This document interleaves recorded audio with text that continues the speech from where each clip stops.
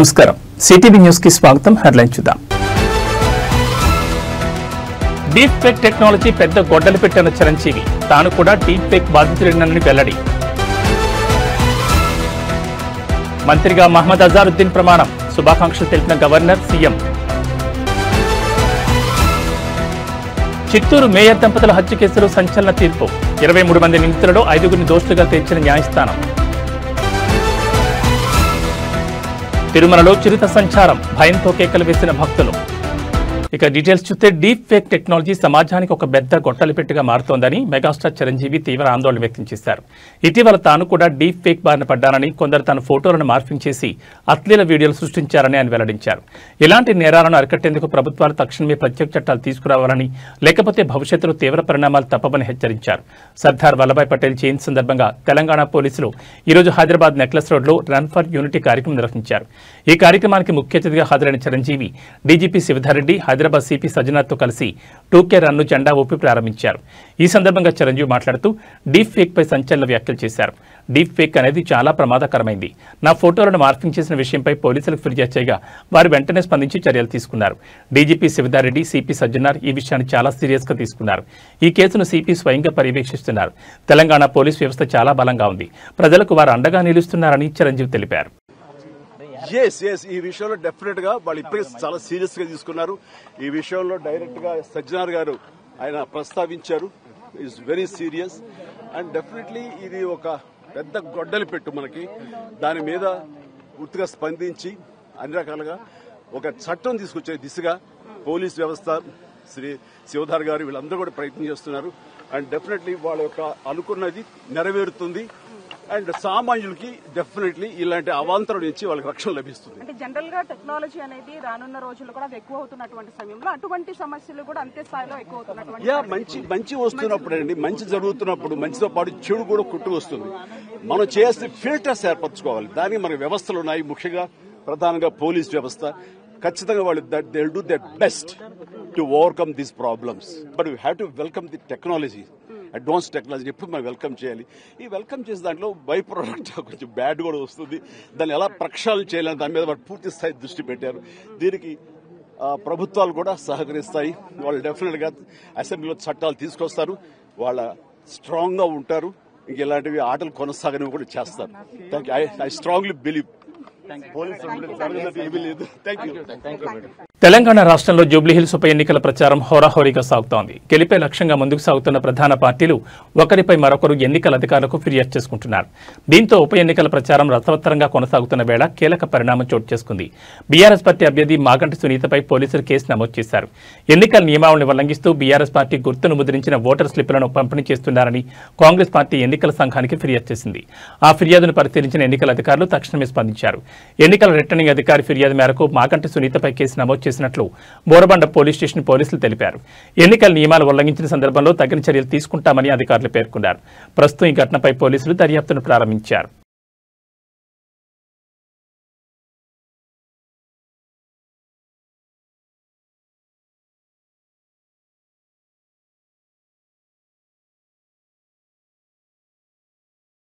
తెలంగాణ రాష్ట్ర మంత్రిగా కాంగ్రెస్ సీనియర్ నేత, భారత జట్టు మాజీ కెప్టెన్ మహమ్మద్ అజారుద్దీన్ ప్రమాణ స్వీకారం చేశారు. ఆయనతో గవర్నర్ జిష్ణుదేవ్ వర్మ ప్రమాణ స్వీకారం చేయించారు. ఇవాళ రాజ్భవన్లోని దర్బార్ హాల్లో జరిగిన కార్యక్రమంలో ముఖ్య అతిథులుగా సీఎం రేవంత్ రెడ్డి, స్పీకర్ గడ్డం ప్రసాద్ కుమార్, శాసనమండలి చైర్మన్ గుత్తా సుఖేందర్ రెడ్డి, పీసీసీ అధ్యక్షుడు మహేష్ కుమార్ గౌడ్, డిప్యూటీ సీఎం మల్లు పట్టి విక్రమార్క పాల్గొన్నారు. అదేవిధంగా మంత్రులు ఉత్తమ్ కుమార్ రెడ్డి, కోమటిరెడ్డి వెంకటరెడ్డి, దామోదర్ రాజనరసింహ, తుమ్మల నాగేశ్వరరావు, పొంగులేటి శ్రీనివాసరెడ్డి, ఇతర మంత్రులు, ప్రభుత్వ సలహాదారులు, సీఎస్ రామకృష్ణారావు, ఎమ్మెల్యేలు, ఎమ్మెల్సీలు, ప్రధాన కార్యదర్శి రామకృష్ణారావు, డీజీపీ జితేందర్ ఈ కార్యక్రమానికి హాజరయ్యారు. ప్రమాణ స్వీకారం చేసిన అనంతరం మహమ్మద్ అజారుద్దీన్ కు గవర్నర్ జిష్ణుదేవ్ వర్మతో పాటు సీఎం రేవంత్ రెడ్డి, మంత్రులంతా ఆయనకు శుభాకాంక్షలు తెలిపారు. సరిగ్గా మధ్యాహ్నం 12:25 ప్రారంభమైన ప్రమాణ స్వీకార కార్యక్రమం కేవలం 9 నిమిషాల్లోనే ముగిసింది. I, Mohammad Azharuddin, do swear in the name of Allah that I will bear true faith and allegiance to the Constitution of India as by law established, that I will uphold the sovereignty and integrity of India, that I will faithfully and conscientiously discharge my duties as Minister for the state of Telangana, and that I will do right to all manner of people in accordance with the Constitution and the law without fear or favor, affection or ill will.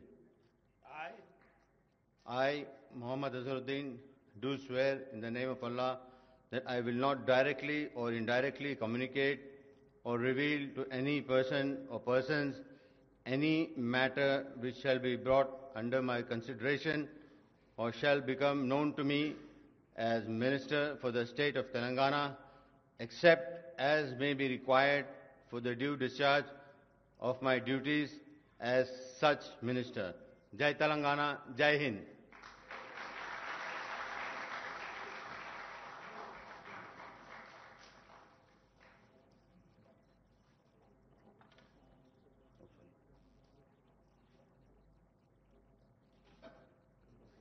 చిత్తూరులో 10 ఏళ్ల క్రితం సంచలనం రేకెత్తించిన mayor దంపతుల హత్య కేసులో court తాజాగా తీర్పు వెలువరించింది. ఈ కేసులో 5 దోషులకు ఉరిశిక్ష విధిస్తూ చిత్తూరు కోర్టు సంచలన తీర్పు చెప్పింది. 10 ఏళ్ల క్రితం చిత్తూరు మేయర్ కటారి అనురాధ మోహన్ దారుణ హత్యకు గురయ్యారు. నగర పాలక సంస్థ కార్యాలయంలోనే వారిని దారుణంగా హతమార్చారు. ఈ కేసును దర్యాప్తు చేసిన పోలీసులు 23 మందిని నిందితులుగా చేర్చి ఛార్జ్షీట్ ఫైల్ చేశారు. విచారణ చేపట్టిన న్యాయస్థానం పోలీసులు నిందితుడిగా పేర్కొన్న కాసరం రమేష్ను ఈ కేసులో నుంచి తప్పించారు. మరో నిందితుడు ఎస్ శ్రీనివాసాచారి మరణించారు. ఈ హత్యలో మిగతా 21 మంది నిందితుల పాత్రపై కోర్టులో సుదీర్ఘ విచారణ జరిగింది.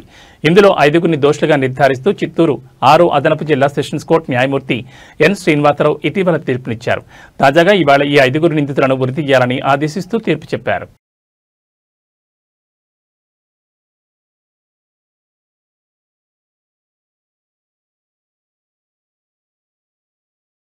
కలియుగ దైవం తిరుమలలోని శ్రీవారి మెట్టు మార్గంలో చిరుతపులి సంచారం తీవ్ర కలకలం రేపుతోంది. 150 మెట్టు దగ్గర చిరుత రోడ్డు దాటుతుండగా చూసిన భక్తులు చిరుతను చూసి భయంతో కేకలు వేశారు. ఈ విషయం తెలిసిన అధికారులకు సమాచారం ఇచ్చిన సిబ్బంది దీంతో టీటీడీ ఫారెస్ట్ అధికారులు అలర్టయ్యారు. ఇక అధికారులు భక్తులను గుంపులుగా పంపుతున్నారు. తిరుమలలో మళ్లీ చిరుత సంచారంతో భక్తుల్లో ఆందోళన కలిగిస్తోంది. మరోవైపు తిరుమల అన్నప్రసాదం ట్రస్ట్కి భక్తుల నుంచి 2300 కోట్ల విరాళంగా అందాయని ఈవో సింఘాల్ తెలిపారు. ఈ ఏడాది ఏప్రిల్ నుంచి ఇప్పటి వరకు 180 కోట్ల విరాళాలు వచ్చాయి. అన్నప్రసాద ట్రస్ట్కి రోజువారీగా ₹1 విరాళంగా అందుతున్నాయి. టీటీడీ ఆధ్వర్యంలోని అన్ని దేవాలయాల్లో అన్నప్రసాద వితరణ ప్రారంభిస్తామని పేర్కొన్నారు. అన్నప్రసాద సముదాయంలో ఉద్యోగుల నియామకంపై కూడా పాలక మండలి నిర్ణయం తీసుకుంది. అన్నప్రసాద ట్రస్ట్ నిధులపై వచ్చే వడ్డీతో ట్రస్ట్ నిర్వహణ చేస్తున్నామని ఈవో సింఘాల్ వెల్లడించారు.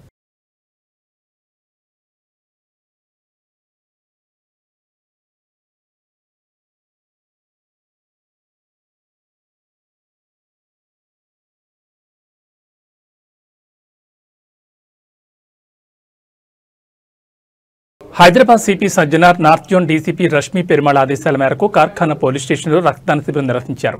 ఈ కార్యక్రమానికి ముఖ్య అతిథిగా ఏసీపీ హాజరై శిబిరాన్ని ప్రారంభించారు. ఈ సందర్భంగా ఏసీపీ రమేష్ మాట్లాడుతూ రిచో ఫౌండేషన్ వారి సహకారంతో బ్లడ్ డొనేషన్ కార్యక్రమం జరిగింది. ఈ సందర్భంగా రక్తదానం చేయండి, ప్రాణదాతలకు అండి అని పిలుపునిచ్చారు. అనంతరం రక్తదానం చేసిన వారికి సర్టిఫికెట్లు ప్రదానం చేసి ప్రత్యేకంగా అభినందించారు. ఈ కార్యక్రమంలో కార్ఖానా CI Anuradha, Tirumala CI Nagaraju, Bollaram CI రవికుమార్తో పాటు పోలీస్ స్టేషన్ సిబ్బంది పాల్గొన్నారు.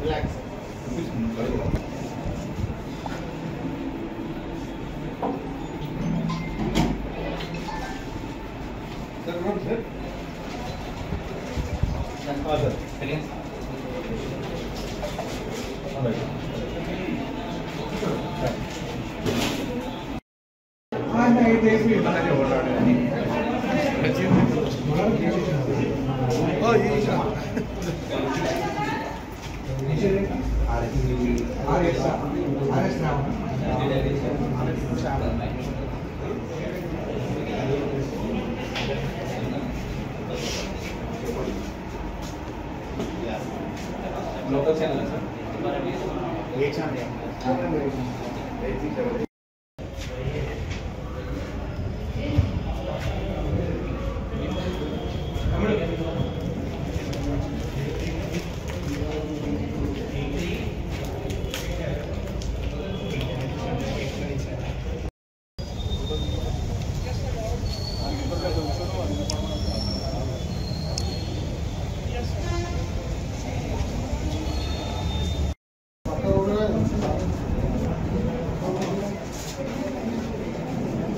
పర్ఫెక్ట్ ఉంటేనే తీస్తాం సార్.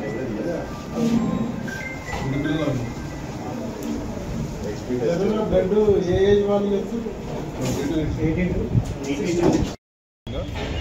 ఉన్నతాధికారులు సిపి సత్యనారాయణ గారు, DCP Rashmi Perumal madam, Venkatesh madam, వీళ్ళ డైరెక్షన్స్ మేడం మేరకు మా తిరుమల డివిజన్లో ఉన్న కార్ఖానా, తిరుమలగిరి, బొల్లారం 3 పోలీసుల నుంచి మా staff plus volunteers public general public కూడా ఈ బ్లడ్ డొనేషన్ క్యాంప్ ఆర్గనైజ్ చేశాము.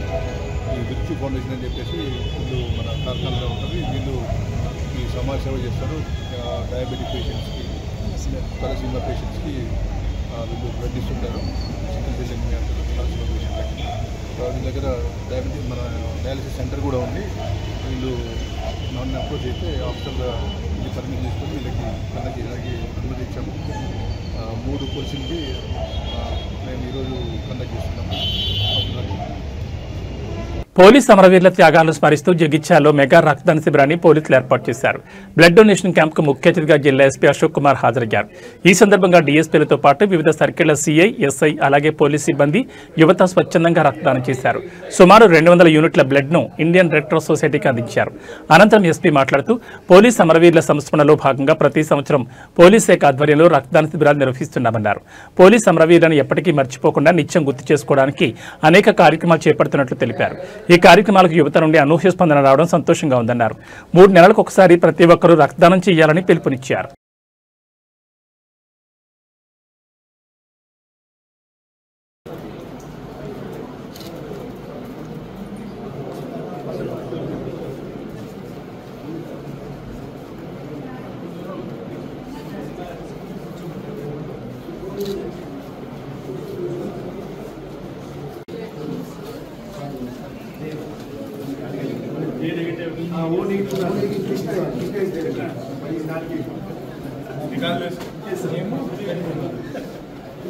कृष्णा दे दो, एक तो रेयर है तुम्हारा,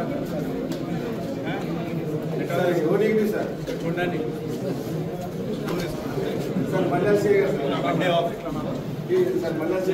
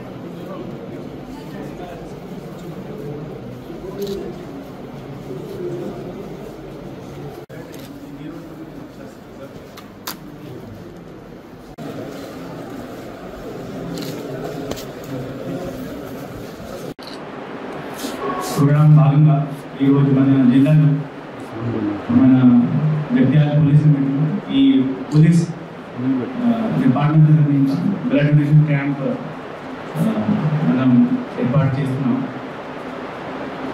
ఈ కార్యక్రమంలో సుమారు 200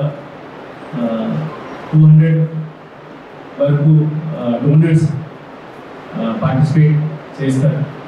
సో మన డిపార్ట్మెంట్ తరఫు నుంచి పోలీస్ సిబ్బందులు కూడా ఈ కార్యక్రమంలో పార్టిసిపేట్ చేస్తారు. ఈ కార్యక్రమం ద్వారా మన పోలీస్ వీరులు, మన పోలీస్ వీరుల సేవలను ఈరోజు మనం స్మరణ చేస్తున్నాం. సో ఇది ఒక type of honour to their service. They are sacrifice their life for serving the people. So దీనికి స్మరించడానికి ఈ ప్రోగ్రామ్ మనం పెట్టాము. ప్రతి సంవత్సరాలు మనం బ్లడ్ డొనేషన్ క్యాంప్ మన జిల్లాలో పెడుతున్నాం. సో అలానే ఈ సంవత్సరాలు కూడా ఈ పోలీస్ కమ్యూనికేషన్ వీక్లో మనం ఈ బ్లడ్ డొనేషన్ క్యాంప్ పెట్టాము. So I like to thank all the Jatyal citizens who have participated and always supported such kind of activities which is organized by police. And మన మీడియా మిత్రులు కూడా చాలా ధన్యవాదాలు తెలియజేస్తున్నాను. ఎందుకంటే ఈ మొత్తం వీక్లో మీరు కూడా ఈ ప్రోగ్రామ్స్కి చాలా స్ప్రెడ్ చేశారు. మన పోలీస్ వీరులు సర్వీస్ కూడా అందరికీ ప్రొపగేట్ చేశారు. So thank you all of you. I thanks one again all the donors and doctors team and all police. వెంకటాచలంలోని విక్రమసింహపురి యూనివర్సిటీలో అవినీతి యథేచ్ఛ పరిపాలనపై విద్యార్థులు తీవ్ర ఆరోపణలు చేశారు. ఒకే వ్యక్తి AR placement, purchase, guest faculty వంటి 4 బాధ్యతలు కొనసాగడం అవినీతికి నిదర్శనమని వారు పేర్కొన్నారు. గతంలో సస్పెండ్ అయిన అధికారికి తిరిగి బాధ్యతలు అప్పగించడంపై వారు ఆగ్రహం వ్యక్తం చేస్తూ నినాదాలు చేపట్టారు. హాస్టల్ సమస్యలు కూడా తీవ్రంగా ఉన్నాయని, వరుస వర్షాల వల్ల 2 రాత్రులు కరెంటు లేక ఇబ్బంది పడ్డామని తెలిపారు. కలెక్టర్ సైతం హాస్టల్ ఫుడ్ నాణ్యతపై అసంతృప్తిని వ్యక్తం చేశారని పేర్కొన్నారు.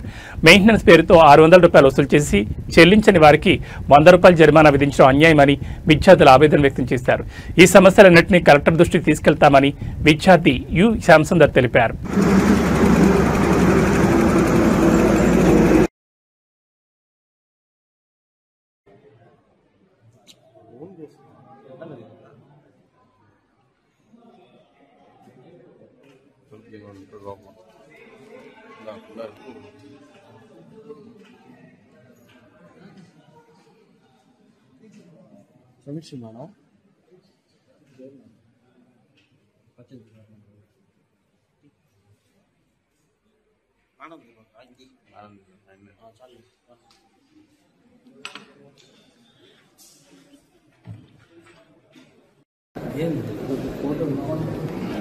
మీకేం సంబంధం సార్ ఇక్కడ?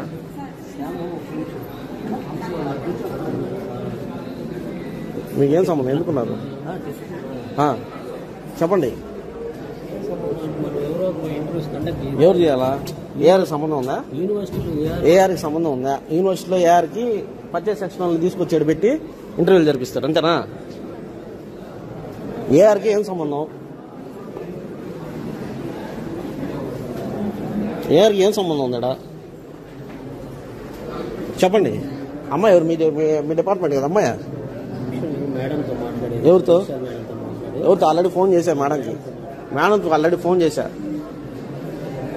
అమ్మా మీకేం పని అమ్మాయిడా? ఎవరు పెట్టరు మిమ్మల్ని?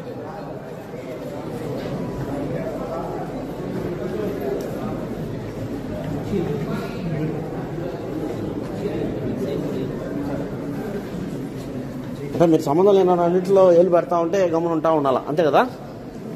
అంతే కదా సార్?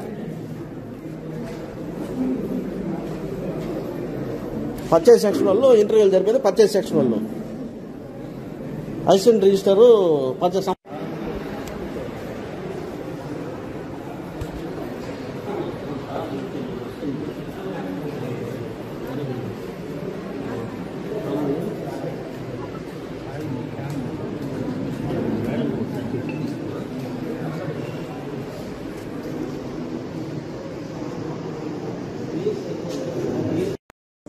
నా పేరు యు శ్యామసుందర్. నేను ఇక్కడ ఎంఎస్డబ్ల్యూ సోషల్ వర్క్ స్టూడెంట్ అండి, విక్రమసింహపురి యూనివర్సిటీ నందు.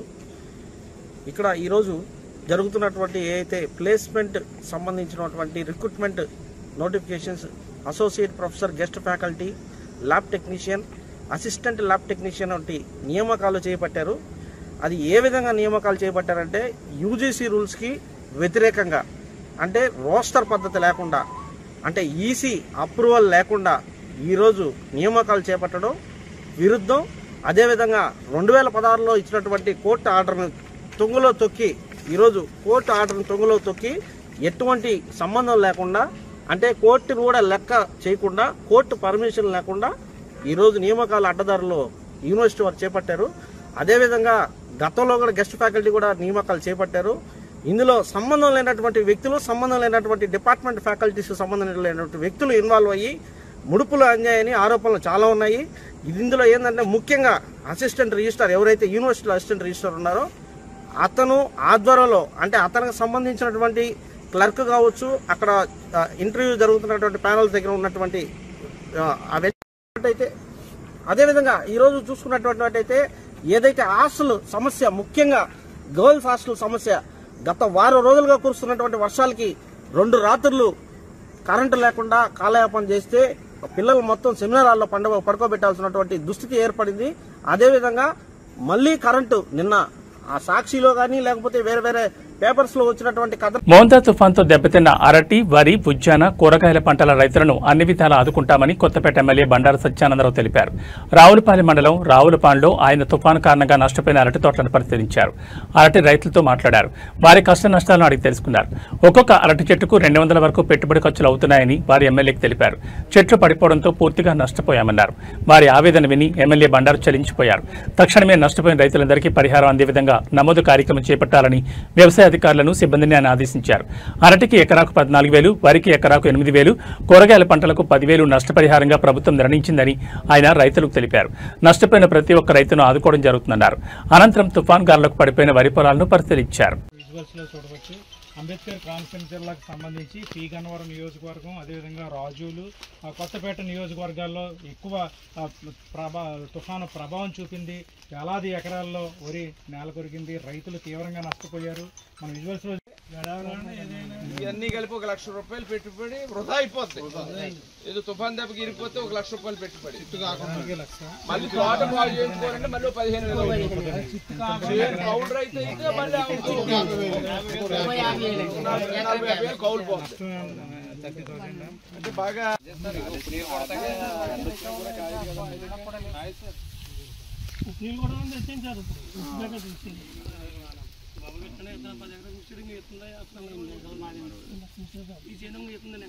ఎన్ని ఎకరాలు ఇది? ఇది ఇలాగ 3 ఎకరాలండి ఇస్తుందండి. ఇది ఆయనతో 4 ఎకరాలండి, ఇది 10 ఎకరాలండి. రావండి మొన్నగాలికేనా? ఎన్ని నెలలు ఇది? ఏంటంటే 11 నెలలు సార్. 11 నెలలు. 20 రోజులు అయితే ఇంకొక నెల లోపల చెత్త 10 రూపాయలు చెత్త కూడా కట్టి అయిపోయింది. ఎంత ఉంది? 50,000 పెట్టుబడి. దాని సరిపోదు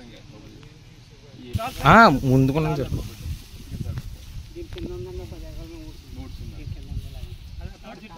$32 బస్తాలు ఎక్కడ తెస్తారు? కౌలు కట్టి చేస్తే ఏముంటది? ఏదో మర్యాదగా ఏదో పరుగు కోసం ఏదో కౌలు రైతు ఏదో చేసుకోవడం కౌలు రైతులకి ఇప్పుడు మా రైతు కాకుండా పెట్టుబడి ఎవరు పెడితే వాళ్ళు పంటకు పెట్టుబడి ఎవరు పెడితే వాడికి అందేలా చేయమంటున్నాం. అది ఏది ఎలా చేయాలో గవర్నమెంట్ ద్వారా అది మీ పేర్లు మీ అకౌంట్ నెంబర్లు పెట్టి డబ్బులు కూడా అసలు రైతు కాకుండా కౌలు రైతు అకౌంట్ లో పడేలా చేయాలి. కౌలు అన్ని తీసుకోమని అడుగుతున్నాం. ఇప్పుడు అవుతుందా? అంటే రాబడి 750 కదా ఎక్కడైనా పార్టీ మనం 800 పార్టీ 750కి మరి ఇంచుకు 50,000 పెట్టుబడి అంటే ఇంచుమించు కదా 880 రూపాయలు దాకా 180 నుంచి 200 రూపాయలకి ఎడతాం మనకి. ఇది తయారీ ఇలా ఈ రకం రావడానికి గెల తయారయ్యి మనం గెల ఒబ్బడి చేసుకునేటప్పటికి గెల తిప్పుకునేటప్పుడు 200 రూపాయలు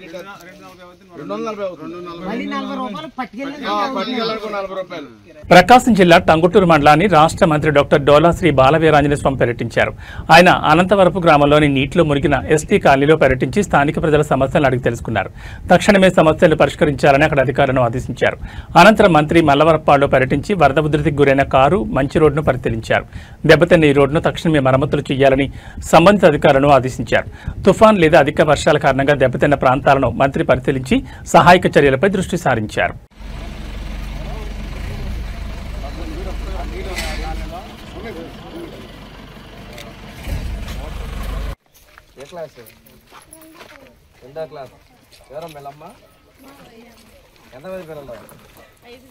ఐదుగురు డబ్బులు వచ్చినాయి. మన బడికి ఎంతమంది వెళ్తున్నారు? ముగ్గురు కోసం. మిగతా ఇద్దరు ఎందుకు వెళ్ళట్లేదు? చిన్నపిల్ల పెద్దల ఏంది? ఎంత వయసు? బడి మానేసారా ఏందండు? ట్రాన్స్పోర్ట్ అవతల ఉండదు కానీ అది సార్ అబ్బాయి వెయిట్ పడిన అబ్బాయి కానీ సార్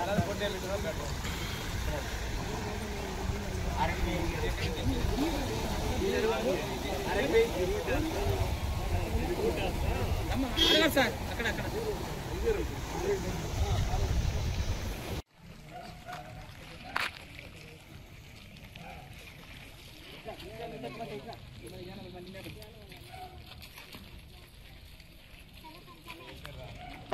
మహిళల ప్రపంచ కప్ 2025లో భాగంగా గురువారం ఆస్ట్రేలియాతో జరిగిన రెండవ సెమీఫైనల్లో భారత్ రికార్డు విజయం సొంతం చేసుకుంది. 339 పరుగుల లక్ష్యాన్ని భారత్ ఛేదించింది. జెమీమా రోడ్రిగ్స్ అజేయంగా 127 పరుగులు చేసి భారత్ విజయంలో కీలక పాత్ర పోషించింది. కెప్టెన్ హర్మన్ప్రీత్ కౌర్, దీప్తి శర్మ, రిచా ఘోష్, అమన్జోత్ కౌర్ చెలరేగడంతో డివై పాటిల్ స్టేడియంలో భారత్ 5 వికెట్ల తేడాతో గెలిచింది. ఇక ఆదివారం జరిగే ఫైనల్లో దక్షిణాఫ్రికాతో భారత్ తలపడనుంది. ఈ విజయంతో భారత్ పలు ప్రపంచ రికార్డులను ఖాతాలో వేసుకుంది.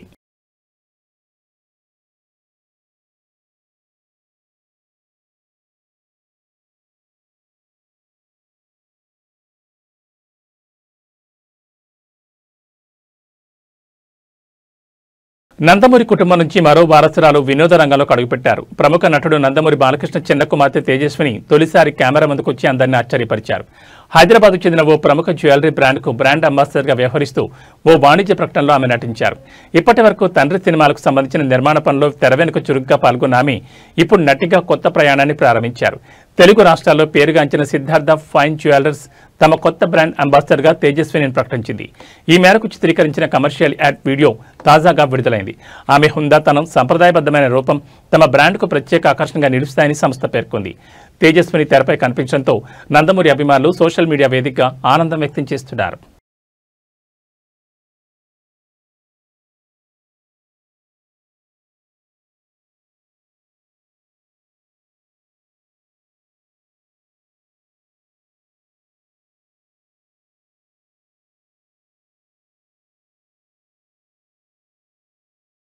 ఏవీ బులెటిన్ విశేషాలు మరో బులెటిన్లో మళ్ళీ కలుసుకుందాం. నమస్కారం.